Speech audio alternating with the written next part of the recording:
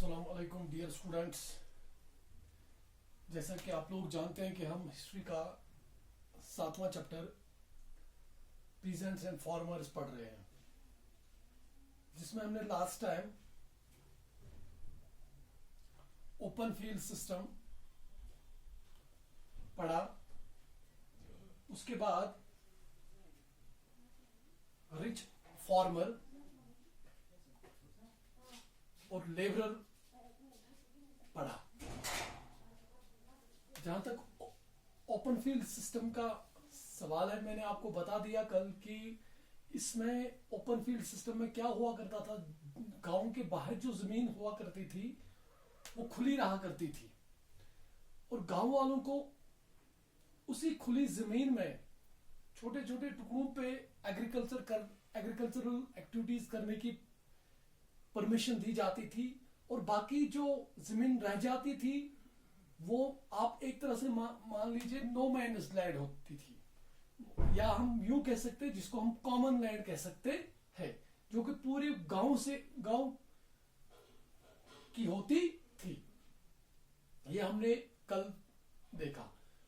फिर हमने open field system के साथ साथ रिच फार्मर के बारे में भी हमने पढ़ा कि कैसे रिच फार्मर्स वो एग्रीकल्चरल एक्टिविटीज में कैसे उन्होंने लेबर को वो एडजस्ट कैसे करते थे, अपना वो प्रॉफिट कैसे कमा लेते थे। ये सारी चीजें हमने कल देख ली। जहां तक आज के टॉपिक की बात है, आज हम ऐसे factors responsible for the enclosures in England कौन क्या वजूहात बने कि इंग्लैंड में जो इंक्लूजर हुआ उसके पीछे कौन कौन सी वजूहात थी। जहां तक इंक्लूजर का सवाल है, सबसे पहले मैं आपको बता दूं, पहला फैक्टर जो है that was the increasing population. जब पॉपुलेशन बढ़ गई तो पॉपुलेशन के बढ़ने के साथ साथ obviously demand of food grains went high।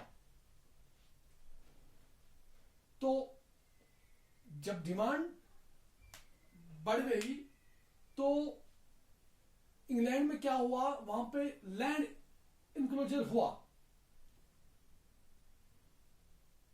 बड़े बड़े ट्रैक्स को क्लियर कर दिया गया, जहां पे फिर वो एग्रीकल्चरल एक्टिविटीज करते थे।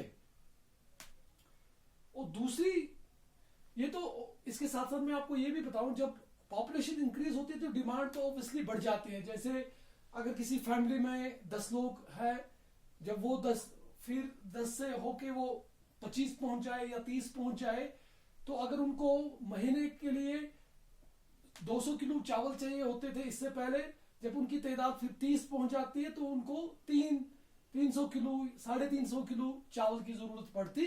तो ये तो एक नेचुरल फिनोमेना है। इसके बाद जो दूसरी बड़ी वजह जो थी behind the enclosure in England, that was the rising price of agricultural products.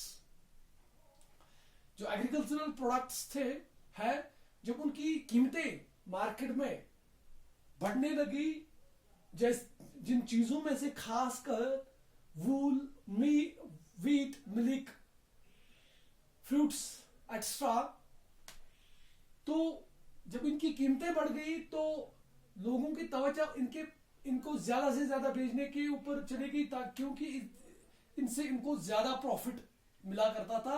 और ये इंक्लूजर करने के पीछे सबसे ज्यादा हाथ किनका था? बिग लैंड लॉर्ड्स, इनका हाथ था। तो वही इंक्लूजर करते थे। तो ये भी एक वजह बनी behind the enclosure in England. और 19वीं सदी में इंक्लूजर इंग्लैंड में एक जरूरत से समझने लगी। ये लोग इसको एक जरूरत समझने लगे। किस तरह? इनको ये ख्याल हुआ कि ये एक, अगर हम इंक्लूजन करेंगे तो ये एक लॉन्ग टर्म इन्वेस्टमेंट होगी जमीन के ऊपर। क्यों? क्योंकि फिर उन्होंने इसके साथ साथ प्लान किया कि हम क्रॉप रोटेशन करेंगे। क्रॉप रोटेशन से क्या होता है, क्रॉप रोटेशन से सॉइल क्वालिटी जो है इंप्रूव हो जाती है, ज्यादा से ज्यादा प्रोडक्शन हो जाती है।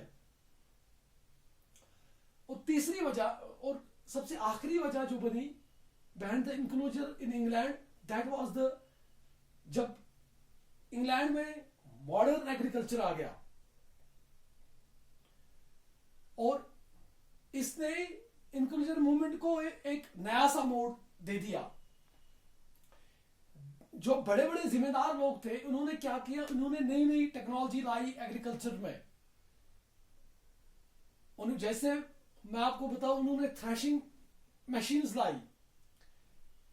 इससे पहले अगर किसी लैंडलॉर्ड के पास 100, 200, 300 एकड़ जमीन हुआ करती थी तो उसके लिए उसको बहुत सारे लेबरर्स की जरूरत पड़ती थी। अब जब उन्होंने इस चीज को, जब उन्होंने मजदूर की जगह रिप्लेस किया इसको थ्रेशिंग मशीन के साथ, तो अब इनको मजदूरों की जरूरत भी नहीं पड़ी और काम इन due to this threshing machine महीनों का काम वो दिनों में करते थे।